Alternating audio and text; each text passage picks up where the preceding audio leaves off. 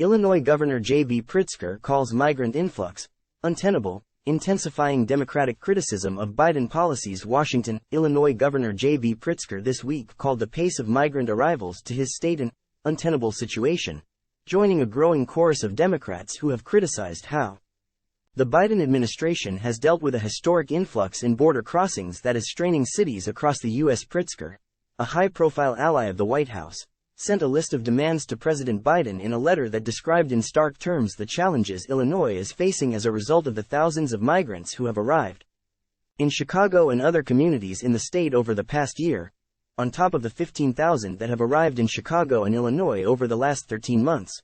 We are now seeing busloads of more migrants at increasingly higher rates being sent specifically to Chicago each day, Pritzker wrote in his letter to Mr. Biden.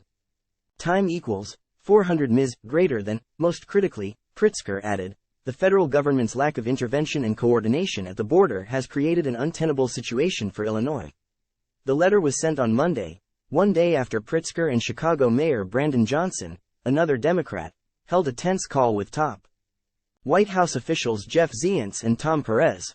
The governor and mayor implored the officials for additional federal support to accommodate migrants, a person familiar with the conversation told CBS News. Pritzker and Johnson both conveyed to the White House that they felt the administration was not doing enough during the call, which was first reported by CNN earlier Tuesday. Time equals 400 ms. greater than. A White House official referred to the call with Pritzker and Johnson as productive, and said it was part of ongoing, recurrent engagements with jurisdictions receiving migrants.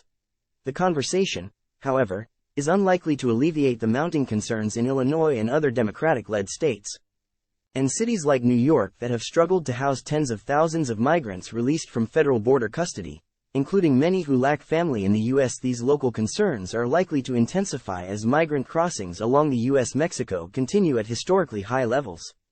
In September, Border Patrol apprehended more than 200,000 migrants who crossed into the U.S. illegally, the highest level in 2023, according to internal federal data obtained by CBS News. The public airing of disagreements between Democratic leaders in Illinois and the White House is part of a broader political challenge for Mr. Biden on immigration and border issues, some of his most unpopular policies. Republicans in Congress and across the country have accused Mr. Biden of implementing border policies that have encouraged illegal crossings since he took office. More Democrats have likewise begun to criticize the president's border strategy over the past year, particularly those in states and cities receiving migrants. Bust by Texas state officials or towns and groups along the southern border. New York in particular has faced dire operational challenges, with 120,000 migrants using its rapidly growing shelter system over the past year. New York Mayor Eric Adams has accused Mr. Biden of abandoning the city on this issue. Meanwhile, New York Governor Kathy Hochul, who has been more restrained in her criticism than Adams, said the U.S. border was too open this weekend during an interview on Face the Nation. In his letter, Pritzker told Mr. Biden that there's much more that can and must be done on a federal level to address a national humanitarian crisis that is currently being shouldered by state and local governments without support.